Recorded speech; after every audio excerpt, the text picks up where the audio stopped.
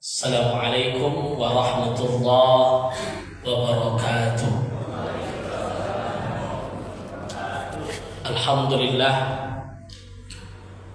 alhamdulillahillazi nahmaduhu wa nasta'inu wa nastaghfiruh wa na'udzu billahi min syururi anfusina wa min sayyiati a'malina. May yahdihillahu fala mudilla lahu wa may yudlil fala hadiya lahu. Asyhadu an la ilaha illallah wahdahu la syarika lahu wa asyhadu anna Muhammadan abduhu wa rasuluhu la nabiyya ba'dah. Subhanaka la ilma lana illa ma 'allamtana innaka antal alimul hakim. Rabbi shrah li sadri wa yassir li amri wahlul 'uqdatam min lisani yafqahu qawli. Yang saya muliakan para orang tua kami, para ustadz, imam besar kita, beserta pengurus Masjid Paripurna Al-Fajar, jemaah semua, jemaah sholat maghrib insyaallah dilanjutkan nanti dengan sholat isya. Mudah-mudahan amal ibadah kita diterima oleh Allah Subhanahu wa taala. Amin ya rabbal alamin. Maka tentu rasa syukur alhamdulillah selalu terucap dalam hati sanubari kita. Rasa syukur tidak hanya sebagai ucapan dan slogan, tapi realisasinya adalah aktivitas kita. Banyak orang yang bersyukur hanya di Facebook, alhamdulillah. Banyak orang bersyukur di Instagram, alhamdulillah ala kulli hal. Itu hanya sekedar ucapan. Tapi apa itu hakikat syukur? Menggunakan seluruh fasilitas yang Allah berikan untuk jalan yang diridai oleh Allah. Percuma kata mengucapkan alhamdulillah, tapi perbuatan maksiat kita jalan. Mata yang Allah berikan kita gunakan untuk yang tidak baik. Tangan yang Allah berikan kita gunakan untuk mengambil yang bukan hak orang lain. Contoh kita pedagang. Alhamdulillah dagangan saya laku hari ini. Allah Maha Pemurah. Alhamdulillah. Tapi ada unsur menipu di dalamnya. Justru kita menjadi orang munafik. Jadi kalimat syukur itu tidak hanya sebatas alhamdulillah, tapi perbuatan. Tidak hanya sebatas slogan, tidak hanya sebatas ucapan, tapi betul-betul kita aplikasikan dalam kehidupan kita sehari-hari. Ketika Allah memberi nikmat lidah, gunakan lidah itu untuk yang bermanfaat. Maka kajian kita hari ini, tadi Ustaz Badri nelfon, Ustaz temanya tasawuf. Tasawuf itu memang kajian yang istilahnya lebih kepada masalah hati. Seperti Imam Al-Ghazali, dia mendalami, muncul kitab Minhajul Abidin. Abu Yazid Al-Bustami, Syekh Abdul Qadir Al-Jailani, banyak ulama-ulama yang mendalami. Karena tasawuf itu adalah masalah rasa. Ketika syariat muncul, makanya di hadis pertama, yang kedua setelah niat, itu muncul 3, setidaknya 4 macam yang ditanyakan oleh Jibril kepada Rasulullah. Itu kita tahu semua hadisnya. Bertanya dia tentang iman. Iman disebutkan iman kepada Allah sampai 6 rukun iman. Ini masalah iman. Masuk kedua masalah syariat, ditanyakan tentang Islam. Akhbirni anil Islam. Hai Muhammad, sebutkan kepadaku apa itu Islam. Dari Islam ini muncul kalimat Rasulullah, syahadat, salat, zakat, puasa, haji. Ujung-ujungnya apa? Muncul syariat agama. Iman, tauhid. Bukti iman itu apa? Syariat. Oh, dia sudah beriman kepada Allah. Salat rajin, puasa rajin, zakat rajin, haji rajin. Sudah masuk kan pertanyaan yang ketiga tadi? Akhbirni anil ihsan, kata Jibril. Hai Muhammad, terangkan kepadaku apa itu ihsan. Ihsan menyembah Allah, engkau menengok Allah. Kalau engkau tidak menengok Allah, Allah menengok engkau. Itu kaji diri. Itulah tasawuf. Karena hakikat diri itu ciptaan Allah. Maka kalimatnya adalah la ilaha illallah. Tidak ada ilah kecuali Allah. La mawjud illallah. Tidak ada yang ada kecuali Allah. Kalau kita mengklaim tidak ada yang ada kecuali Allah, lantas kita ini siapa, Pak? Hah? Kita ini siapa? Hah? Hamba, ciptaan, insan, manusia. Makanya yang terkenal dari ucapan ulama sufi adalah man arafa nafsahu faqad arafa rabbahu. Itu hafal kita semua. Siapa yang kenal dirinya, dia akan kenal Tuhannya. Apa maksudnya itu? Siapa yang mengenali dirinya, kenal dia akan Tuhannya. Man arafa rabbahu azala nafsahu. Siapa yang kenal dia dengan Tuhannya, hilang dirinya. Apa pula jalan? Siapa yang dikenal dengan Allah, maka diri itu akan tidak ada nilai. Makanya ulama sufi mengelompokkan hakikat diri itu terbagi 5. Berapa baginya, Pak? 5.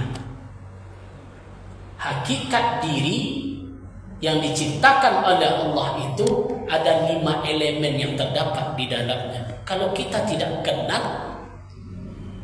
elemen yang 3 tadi, maka bagaimana kita mengenal Allah?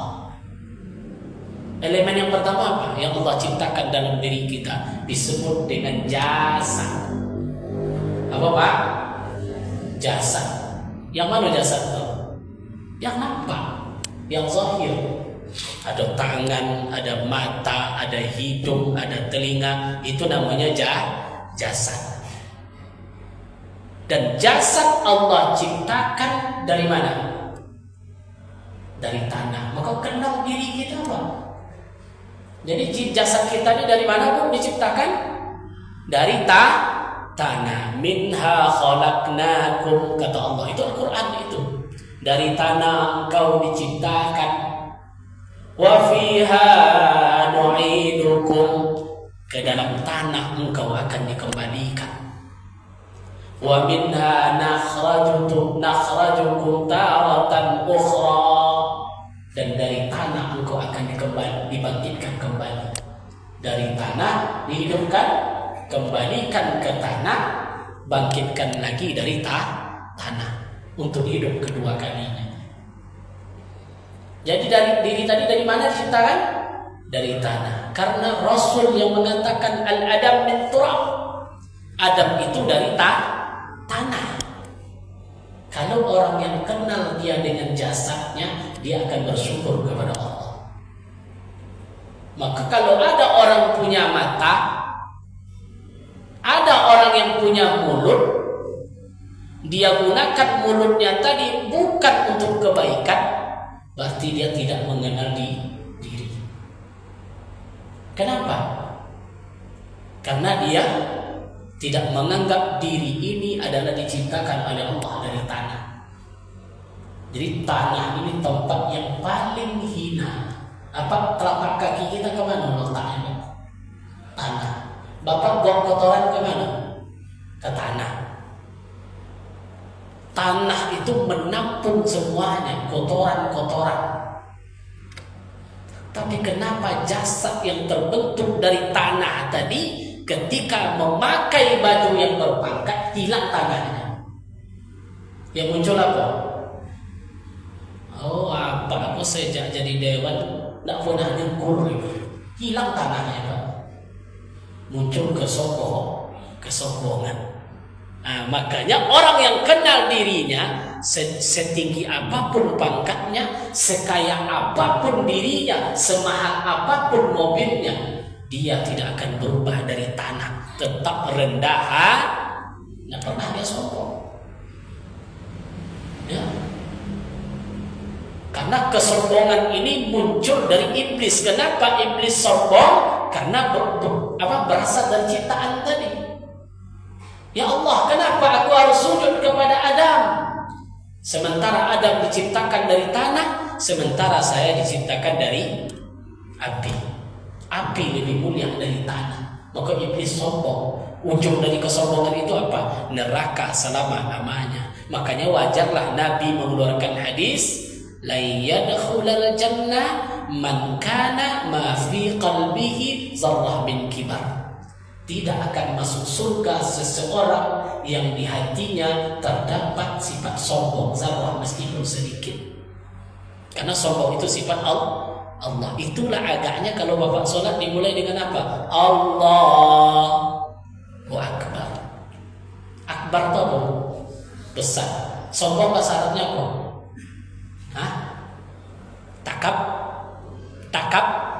Takabur. Takabur itu asal dari kata apa? Kabaro yakbur, takabur akbar. Maka ketika salat Allahu Akbar, hilang diri, yang ada hanya Allah. Tunduk. Maka jangan sempat dalam salat itu hanya kadang kita memikirkan pangkat, kekayaan, segala macam, tidak ada nilainya di sisi Allah. Terus jasad itu, maka dalam tubuh kita ini ada jasad atau yang disebut dengan raga, ada yang disebut dengan jiwa. Jadi yang nampak itu raga, itu unsur pertama disebut dengan jasad. Cuman kadang-kadang saya tanya ibu lebih banyak sayang ke jasad, ke raga, atau kepada Allah? Kadang-kadang karena jasad ini kan, contohnya saja lah, baru kita masak sarapan, udah mikir mau masak untuk Yoda. Apa akan makan siang nanti? Dijamin tidak ibu hidup siang. Bahkan ada yang mikir untuk besok apa yang kita masak. Itu jasad atau tidak? Jasad. Lebih banyak kadang kita memikirkan jasad daripada persiapan menghadap Allah ketika jasad dikembalikan. Kalau itu tidak boleh kita cinta jasad, boleh. Rasul yang menganjurkan, wala tulqu bi'aidikum ila tahluka. Jangan pernah engkau masukkan dirimu ke dalam tahluka. Tahluka ini apa? Kebinasaan. Jasad ini amanah Allah, wajib kita sayangi. Ya, Syekh Hasan Sazili, Tarikat Saziliyah, seorang ulama sufi. Beliau itu seorang ulama yang sangat kaya raya. Raja saja waktu itu beli onta yang bagus, tidak sanggup dia beli, dia sudah punya apa. Kalau sekarang kalau bawa kendaraan Ferrari lah ya, tak bayang bapak ibu ulama punya pergi dia pakai Ferrari ke masjid, onta yang mahal, pakai pakaian yang paling bagus, pakaian yang paling mahal dia bawa ke masjid untuk mengaji. Syekh Hasan Sazili, dia seorang ulama sufi. Biasanya ulama sufi terkait dengan zuhud. Tahu Bapak zuhud, Pak? Zuhud orang yang tidak cinta dengan dunia. Jadi orang salah kaprah, disangka zuhud itu tak boleh pakai apa-apa. Maka muridnya protes. Wahai Syekh, kenapa kau tidak zuhud memakai pakaian yang paling bagus? Apa kata Syekh Hasan Sazili? Dia ketawa. Ingat tak apa kata Allah dalam Al-Quran? Khuzu zinatakum inda kulli masjidin. Ambillah perhiasan pakaianmu yang terbagus kalau kamu pergi ke masjid. Apa lebih mantap pakaian bapak menghadap gubernur atau ke masjid? Allah. Dikira orang sombong, tidak. Itu mentakzimkan, mengagungkan Allah.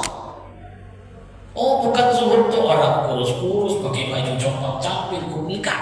Oh, Rasul tidak suka.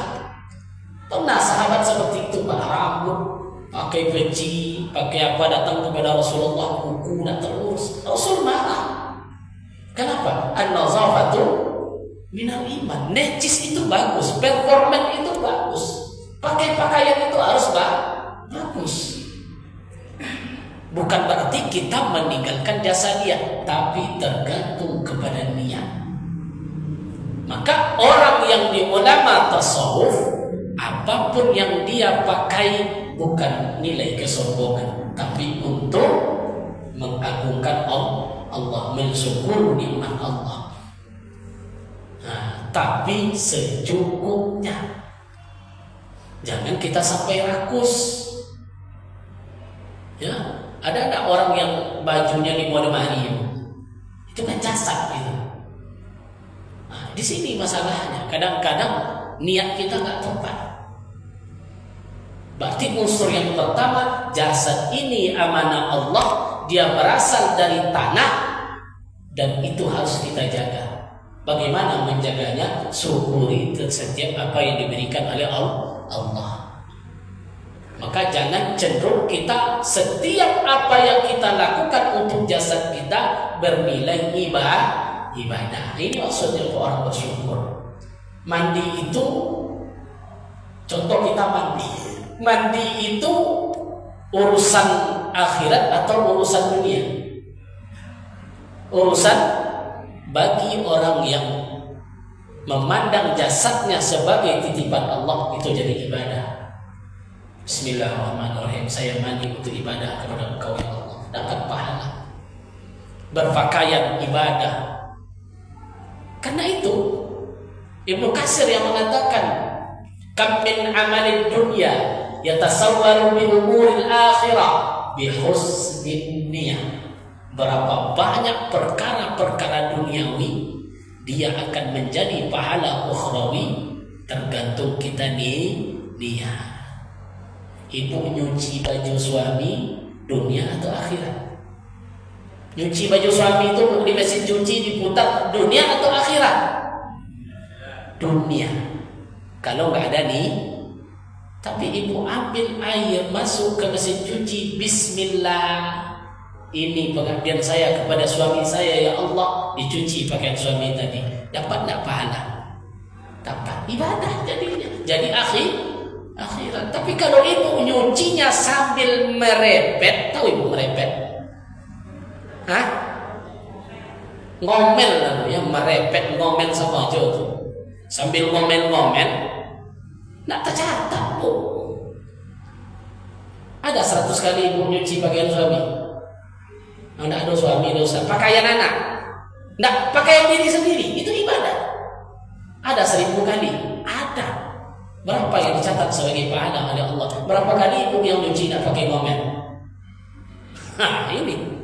Jadi kalau jasad kita pakai untuk ibadah kepada Allah, karena jasad unsur yang diturunkan oleh Allah kepada diri manusia, maka jasad itu titipan Allah, dia akan hancur kembali kepada tanah.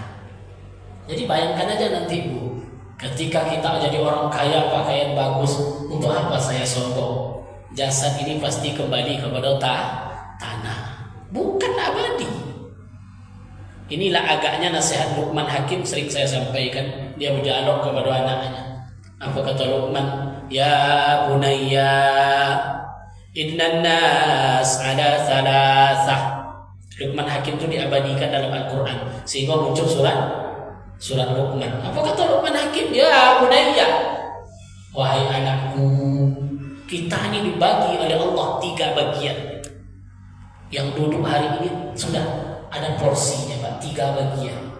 Sulusun lillah, 1/3 milik Allah seutuhnya. Sulusun li nafsik, 1/3 milik kamu. Sulusun lidur, 1/3 milik tanah.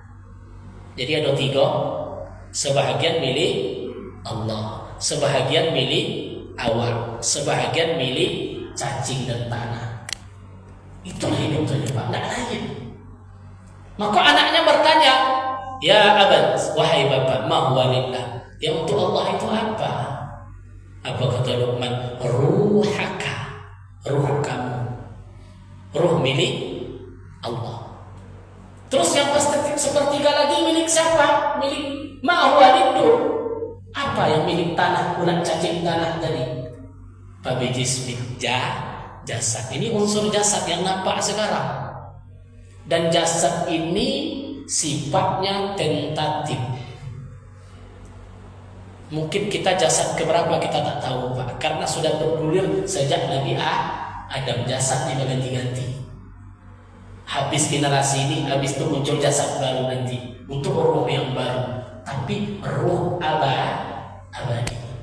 Ruh tidak mati. Yang mati apa? Jasad. Jasad akan hancur. Jasad itu akan hancur. Ma huwa li nafsi. Terus yang untuk kita ini apa? Ruh diambil lagi oleh Allah, jasad dibalikkan lagi ke asalnya. Maka Luqman menjawab, wahai anakku, fa'amma li nafsi fa'amal. Yang untuk dirimu hanya satu, amal perbuatan. Amal perbuatan. Maka jaga jasad kita selagi sehat. Allahumma inni na'udzubika minal hammi wal hazan. Ini doa untuk jasad Pak. Wa a'udzubika minal jubni wal bukhl. Wa na'udzubika minal ajzi wal kasal.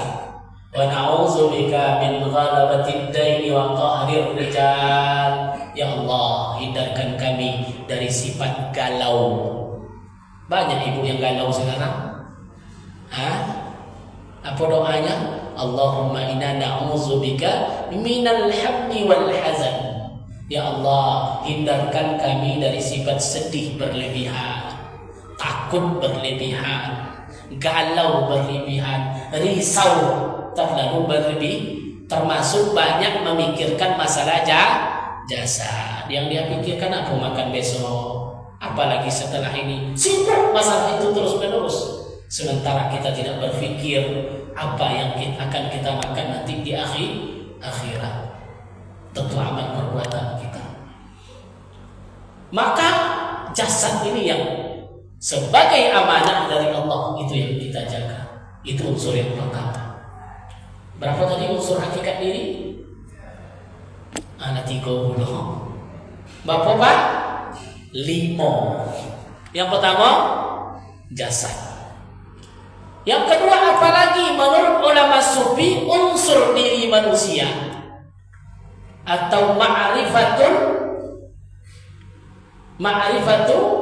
nafsi, mengetahui diri. Apa unsur yang kedua? Ruh. Apa yang kedua Pak? Ruh. Pernah ibu nengok ruh? Bapak percaya ruh itu ada Pak? Pernah nengok anak ruh itu? Itu di mana letaknya? Di mana letak ruh itu Pak? Dalam jasad. Bongkar jasad itu ada ruh. Tak ada ketemu. Makanya Al-Quran mengatakan yas'alunaka 'anir ruh qulir ruh min amri rabbi wa ma utitum minal ilmi illa qalila. Dalam Al-Quran, hai Muhammad, ketika engkau ditanya tentang ruh, kul, katakanlah, kata Allah, kulir ruh min amri rabbi, ruh itu urusan Tuhanku. Itu sudah diteliti Pak. Sehebat pun apapun orang barat, secanggih apapun teknologi, sampai hari ini mereka belum menemukan bagaimana menganalisa ruh itu apa. Kalau sempat Amerika tahu ruh, bisa dia menciptakan manusia, tapi sampai hari ini gak ketemu. Begitulah canggihnya ilmu Allah. Tapi roh itu ada atau tidak? Ada. Kenapa dia ada? Karena roh itulah kita hidup. Maka Allah katakan ketika Adam diciptakan, fa iza sawaituhu wa nafakhtu fihi min ruhi faq'u sajidin. Ketika Adam itu sudah aku ciptakan, kata Allah, wa nafakhtu, aku tiupkan. Berarti ruh itu tidak diciptakan. Kalau Adam diciptakan, kalau ruh ditiupkan. Bahasanya ruh itu ditiupkan oleh Allah. Setiap tiupan itu lembut, tidak kelihatan. Orang sakratul maut nampak tak ruhnya keluar? Tidak. Atau orang dimasukkan ke dalam peti, kunci kuat-kuat, tetap tidak keluar ruhnya. Tetap saja keluar ruhnya kalau dia mati. Ya. Walau kuntum ainama kuntum yudrikumul mauta walau kuntum fi burujin musyayyadah, kata Allah. Dimanapun engkau berada, dimanapun engkau terletak, maka ruh itu akan tetap dicabut walau kuntum fi burujin musyayyadah, walaupun engkau berada di dalam benteng yang sangat kokoh. Maka unsur ruh ada dalam diri kita, tapi itu urusan Allah dan harus kita imani. Kenapa? Al-Quran menggambarkan kepada kita bahwa di alam arwah, apa kata Allah di alam arwah? Allah tanya seluruh arwah. Apa kata Allah ketika itu? Alastu bi rabbikum. Apa kata Allah? Apa? Alastu bi rabbikum. Apakah aku ini Tuhan kalian, kata Allah? Apa jawab ruh ketika itu di alam rahim? Bala syahidna. Betul ya Allah, kami menyaksikan bahwa engkau itu yang menciptakan kami. Itu namanya kesadaran hakiki. Ditiupkan ruh 3 bulan di alam rahim, maka kita jadi, maka kita menjadi hidup. Dan ruh itu punya masa pakai. Nah itulah tadi, ruh itu punya masa pakai. Berapa orang mau pakainya, Pak? Ada yang 60, ada yang 30, ada yang 70, ada yang 100. Itu jarang. Ya, di sini ada yang 100. Apa? Ada yang 100 di sini. Yang 90 nggak jodoh. Yang 80 mungkin ada cicit. Yang 70 masih banyak. Yang 60 masih banyak. Tapi itulah takdir. Kalau 60 masa pakai ruh, kira-kira berapa lama lagi Bu? Kalau udah 60 itu pun tidak juga sadar. La ilaha illallah. Sudah 60, jarang yang sampai 100, jarang yang sampai 90. Makanya Luqman tadi mengatakan fa'amawar ruh. Adapun ruh engkau itu adalah milik mutlak dari Tuhan engkau. Maka kalimat ketika ruh itu keluar, inna lillahi wa inna ilaihi raji'un, itu tetap pengakuan itu Pak. Ruh itu datangnya dari Allah dan akan kembali kepada Allah.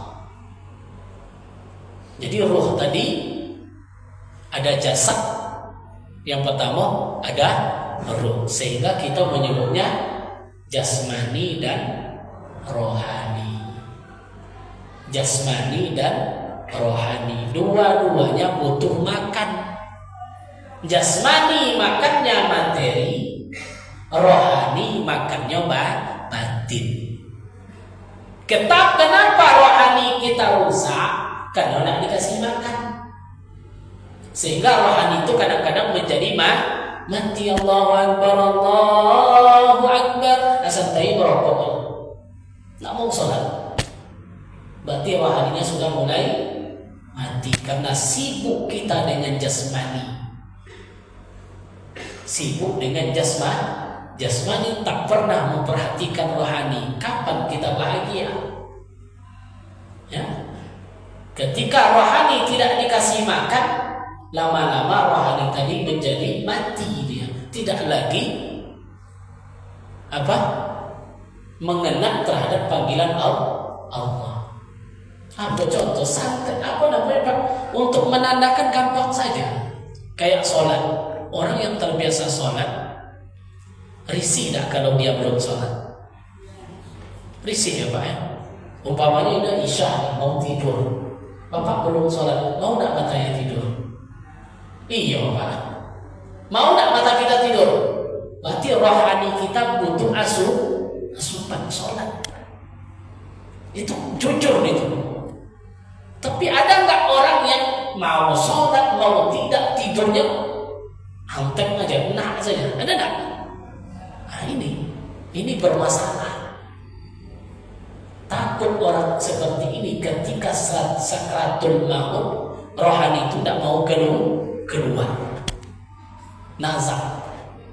Rohani itu susah keluar. Roh itu susah keluar. Kenapa? Karena dia tidak diberi asupan. Apa asupan rohani tadi? Itulah syariat. Salat, ya, taat kepada Allah Subhanahu wa taala. Begitu Bapak Ibu kaum muslimin rahimakumullah.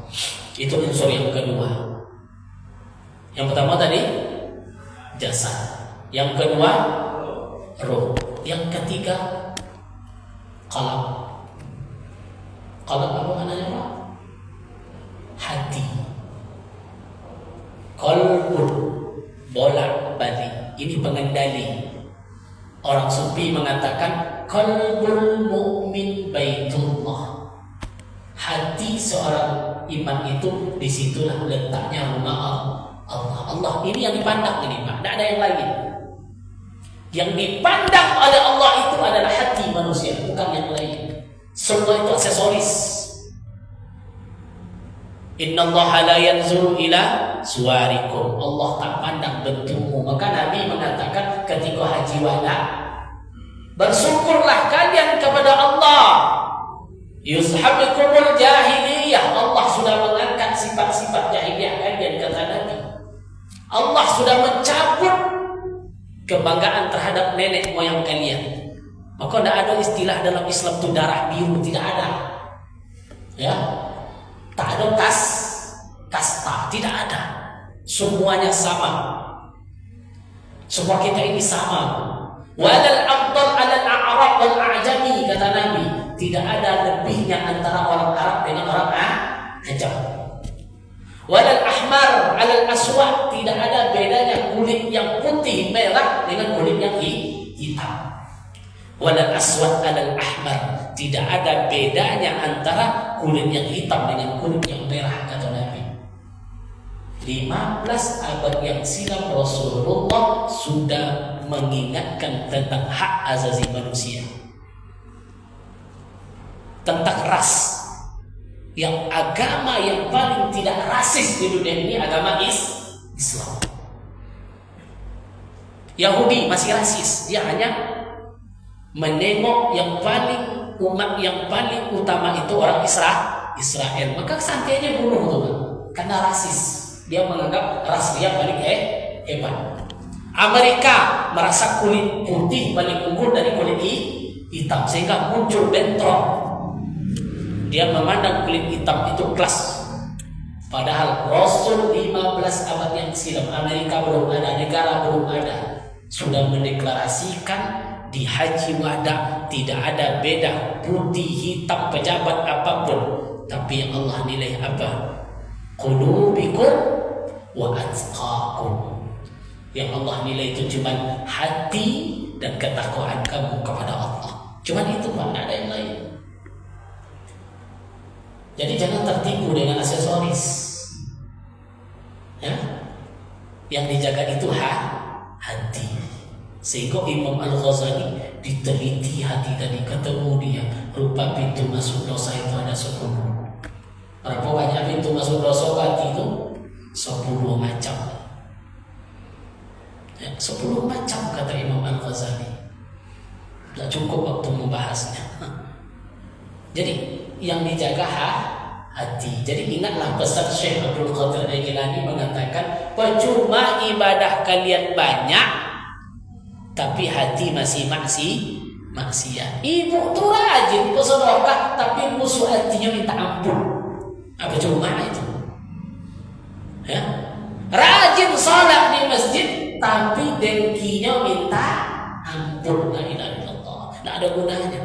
Maka jaga hati kita. Ya? Rajin salat, rajin sedekah, suka saling sikut menyikut. Nol nilainya, Pak.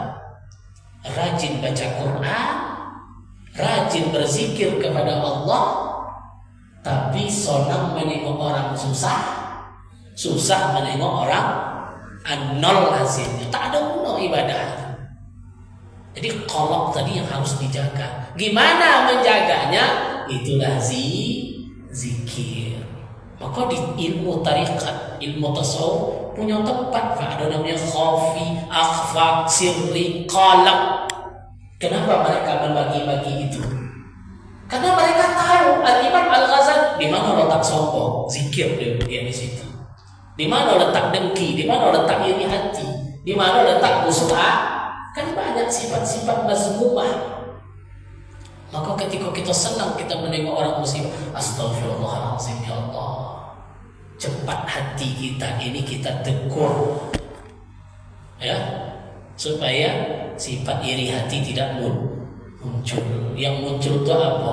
Qalbun rahmah, qalbun mufattah, hati yang lapang, hati yang penuh dengan kasih sayang. Nah, ini yang kita bentuk. Gimana cara menjaga hati tadi?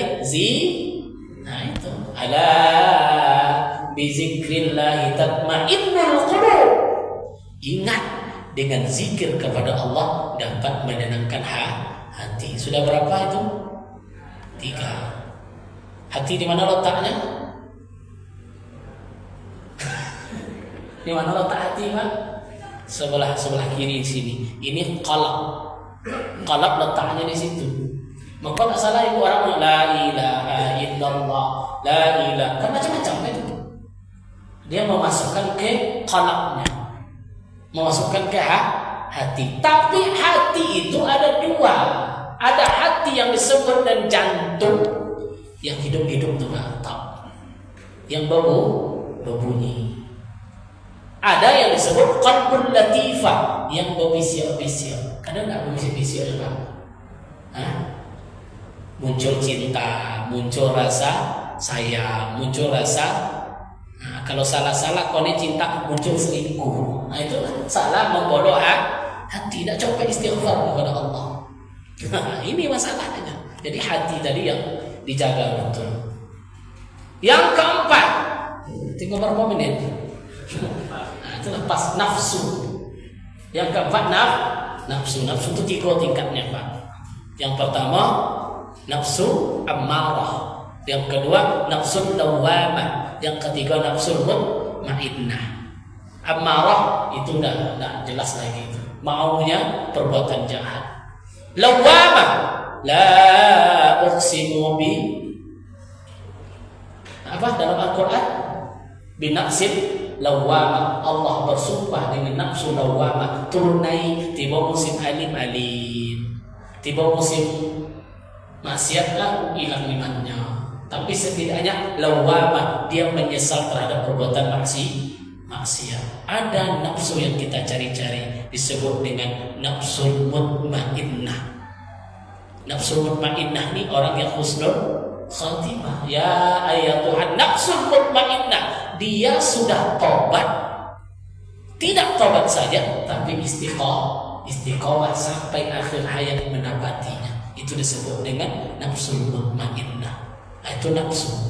Nafsu itu juga di batin kita. Nafsu harus dikendalikan. Nah, itu yang berperan di batin Bapak. Naik turun, naik turun. Kalau iblis dari luar, kalau nafsu dari dalam. Dah habis ya? Berapa? 4. Berapa tadi, Pak? 5. Jasad, ruh, hati, Nafsu yang terakhir yang Allah berikan unsur yang paling istimewa terhadap insan hakikat diri adalah akal. Apa bu? Akal di mana letaknya? Nah, di situ otak atau ada anfun yang semacam akal yang selalu berpikir. Di situ letaknya tulul amal.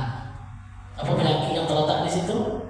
Tul amal, panjang angan-angan. Nah itulah tuh Pak, di psikolog tak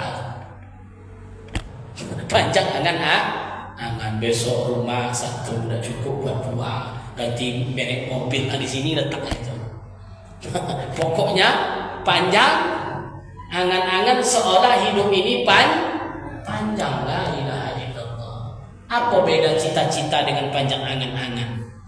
Cita-cita bagus, panjang angan-angan berhayal, taman tidak boleh panjang angan-angan itu, ya.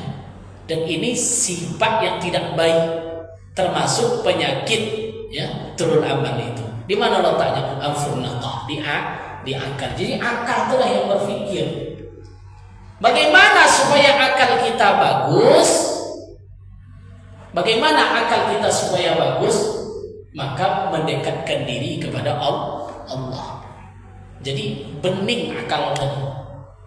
Karena orang yang terlalu tinggi logikanya bisa menghapus keimanannya kepada Allah. Jadi tidak semuanya diakalkan. Ada yang prosesnya dari hati. Tafakkaru fil khalqi wala tafakkaru fil khaliq, kata Allah. Berfikirlah kalian dalam masalah makhluk. Jangan pernah berfikir dasar khaliq. Muncul sekarang filsafat Islam, ada batas. Muncul hukum akal yang 3 tadi. Wajib, mustahil, harus. Nah itu pedomannya Pak, masalah akal tadi. Apa yang bisa merusak akal kita? Rasul menggambarkan yang dapat merusak akal yang paling kuat itu adalah al-ghadab. Apa makna al-ghadab? Ghadbun, la taghdab, kata Allah. Marah. Kalau ingin sehat akal bapak, jangan suka. Setuju ibu tuh? Sangat setuju ibu tuh Pak. Jangan cepat marah, ini sikit-sikit marah. Ya, tidak boleh, bisa menghilangkan fungsi akal. Al-aqlu yuwazziruha al-ghadab. Sesungguhnya akal itu akan berkurang fungsinya kalau kita menurunkan sifat amarah kita. Jadi tidak boleh, ya. Amarah tadi bukan tidak boleh marah, tapi kendalikan. Marahlah pada tempatnya. Ya, marahlah pada tempatnya. Maka Rasul mengatakan kalau kalian marah, cepat apa obatnya pertama Pak? Padamkan dengan wudu. Ustaz, saya sudah wudu masih marah juga. Mandi Pak. Kalau dalam air itu kan ada marah lagi. Mandi. Nah, jadi inilah, mudah-mudahan 3 ini bisa kita jadikan sebagai pedoman untuk mengenal diri kita yang lebih baik. Muncul sifat sombong. Jasad ini asalnya dari tanah. Ketika kenapa jasad ini hidup? Karena ruh yang ditiupkan oleh Allah. Setelah ruh muncul, maka ada pengendali dalam diri kita. Apa yang disebut dengan qalb. Maka qalb ini yang disebut dengan ikhtiar. Allah sudah kasih pilihan, Allah sudah kasih jalan. Yang milih siapa? Tergantung kita, hati kita. Siapa yang selalu mengaku hati ini ada sesuatu yang diberikan oleh Allah, namanya nafsu. Nafsu tadilah yang selalu mengganggu. Maka ada 2 bisikan. Yang namanya naluri hati pasti ingin kebenaran. Bapak ngambil barang orang merasa berdosa atau tidak? Apa kata hati kita? Salah atau tidak? Cuma kenapa dia ambil juga? Karena nafsu tadi. Jadi hati ini cenderungnya kesucian. Fitrah namanya. Fitrah qalbi. Hati itu akan selalu merasa suci. Cenderungnya begitu. Bagaimana supaya hati kita bagus? Maka asalah akal. Jadi akal ini untuk memasukkan nur ke hati. Nur itu apa artinya, Pak? Cahaya. Maka hati itu supaya dia bercahaya, masukkanlah ilmu. Ilmu itu dapatnya dari mana? Dari akal. Oh, Ustaz, saya sudah ngaji, saya sudah belajar, tapi kok cahaya tidak pernah masuk? Al-ilmu nurullah. Nurullah la yahdi lil as. Ilmu itu cahaya Allah. Cahaya Allah tidak akan mau masuk ke dalam orang yang berbuat maksiat. Maka kaji itu masuk kanan, keluar kiri. Mungkin awak ada dosa. Kenapa kita malas untuk ibadah? Karena mungkin maksiat sudah banyak di dalam hati kita. Maka di ansur-ansur kita perbaiki. Unsur yang 5 ini ketika kita ketahui diri kita seperti itu, maka jagalah apa yang diberikan oleh Allah. Jasad tadi manfaatkan untuk bersyukur. Hati perbanyak berzikir kepada Allah. Ruh, ingat, ruh itu bukan untuk kita pikirkan, karena itu mutlak urusan Allah. Maka ada istilah, Pak, kalau jasad yang nampak ini, siapa bapaknya? Adam. Siapa bapak kita? Adam. Jadi yang nampak ini adalah Adam. Isa ada masuk? Saya menunggu waktu Isa. Astagfirullah. Berarti tidak cukup kajian kita. Udah mau sholat itu kawannya. Astagfirullah. Yang ada kode di Al-Fajr nih. Kalau yang buat tetek kan dia sudah kode itu. Oke, 5 macam tadi Bu. Yang pertama, yang kedua, ruh. Yang ketiga, hati. Yang keempat, nafsu. Yang kelima, mudah-mudahan bermanfaat. Subhanakallah wa bihamdika asyhadu an la ilaha illa anta astaghfiruka wa atubu ilaik. Assalamualaikum warahmatullahi wabarakatuh.